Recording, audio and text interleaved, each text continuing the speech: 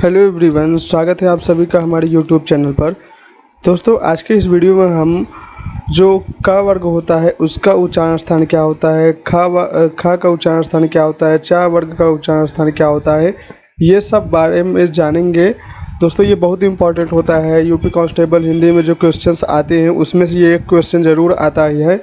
और ये भी जानेंगे साथ में अघोष अल्प प्राण, अघोष महाप्राण, सघोष अल्प प्राण ये कैसे पहचाने और इसको याद करने का ट्रिक क्या है वो देखेंगे। तो चलिए दोस्तों, स्टार्ट करते हैं। तो सबसे पहले वर्ग आप देख सकते हैं इसमें क्या क्या है। कंठ है, तालव्य है, मूर्धन्य है, दंत है, ओष्ठ है, कंठ तालव्य है, कंठोष्ठ है, दंतोष्ठ्या है। तो दोस्तों, इसमें सबसे पहले कंठ के जो उच्चारण है, मतलब जैसे कि का उच्चारण स्थान क्या होता है वो कंठ होता है। दोस्तों, खा का उच्चारण स्थान क्या होता है वो कंठ होता है। तो जितने भी क वर्ग के अंतर्गत अक्षर आते हैं उनका जो उच्चारण स्थान होता है दोस्तों वो कंठ होता है। आप इसको अच्छे से ध्यान रखिएगा। दोस्तों, आप बोल के भी उसको अंदाज़ा लगा सकते हैं, तो आपको पता चल जाएगा कि इसका उच्चारण स्थान क्या है। तो कंठ, दोस्तों जो कंठ से बोला जाए जो अक्षर वही कंठ होता है, कंठ उसका उच्चारण स्थान होता है। अब चलिए बात कर लेते हैं तालव्य की। तो दोस्तों, तालव्य के अंतर्गत जो स्वर आते हैं वो ई है। तो दोस्तों, ई का जो उच्चारण स्थान है वो तालव्य है। और दोस्तों, च वर्ग के जितने भी अक्षर होते हैं दोस्तों उनका जो उच्चारण स्थान होता है वो तालव्य होता है। जैसे च, छ, झ, झ, या।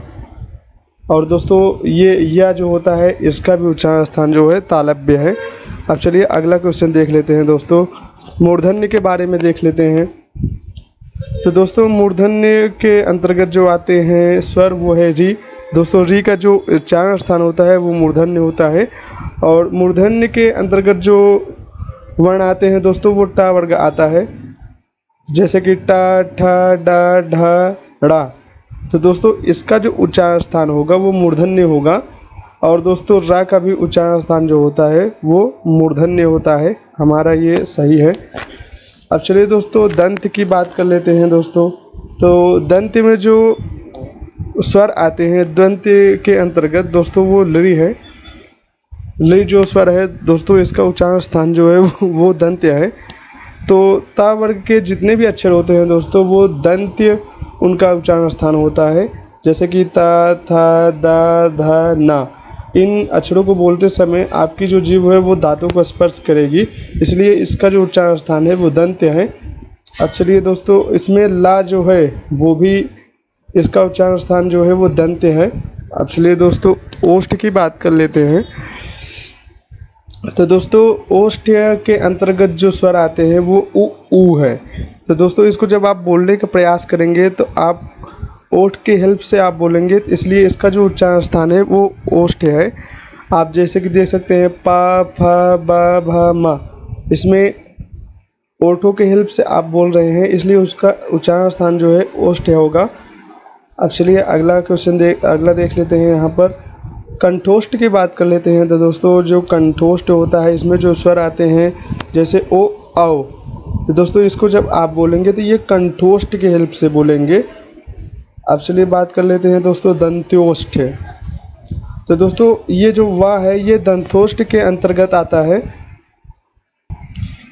तो दोस्तों, दंतोष्ठ के अंतर्गत आप देख सकते हैं वा जो है ये दंतोष्ठ के आता है। इसका वा का उच्चारण स्थान जो है वो दंतोष्ठ है। अब चलिए दोस्तों, बात कर लेते हैं अघोष अल्प प्राण, अघोष महाप्राण, सघोष अल्प प्राण और सघोष महाप्राण ये कैसे पहचानेंगे दोस्तों। इसके लिए आपको याद रखना है, जैसे कि अघोष अल्प प्राण। तो दोस्तों, इसके लिए क्या करना है आपको, क वर्ग का पहला अक्षर, च वर्ग का पहला अक्षर, ट वर्ग का पहला अक्षर जो होंगे वो अघोष अल्प प्राण होंगे। अब चलिए दोस्तों, बात कर लेते हैं अघोष महाप्राण का। तो दोस्तों, आप याद रखना हर वर्ग का दूसरा अक्षर जो होगा, जैसे क वर्ग का दूसरा अक्षर ख है तो ये अघोष महाप्राण है। इसी प्रकार च वर्ग का दूसरा अक्षर जो है वो छ है तो ये अघोष महाप्राण होंगे।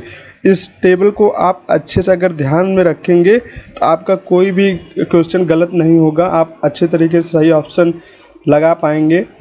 अब चलिए बात कर लेते हैं सघोष अल्प प्राण का। तो दोस्तों आप याद रखना, हर वर्ग का तीसरा अक्षर जो होगा वो सघोष अल्प प्राण होगा। इस टेबल के अकॉर्डिंग आप देख सकते हैं, मैंने वैसे बनाया हुआ है।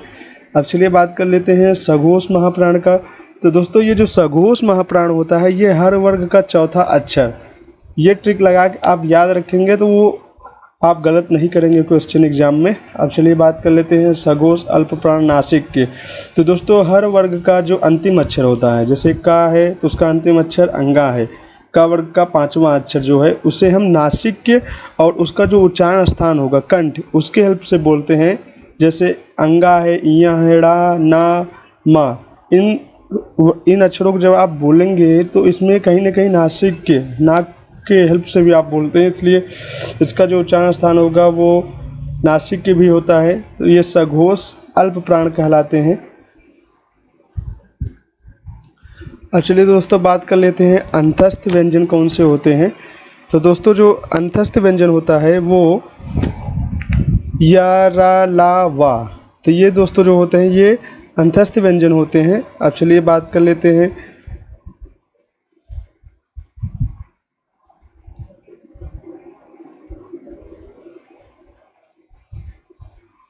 तो इस वीडियो में अभी इतना ही रखते हैं। अब चलिए इसके क्या करेंगे, कुछ क्वेश्चन देखेंगे और तब आप इसे और अच्छे तरीके से समझ पाएंगे।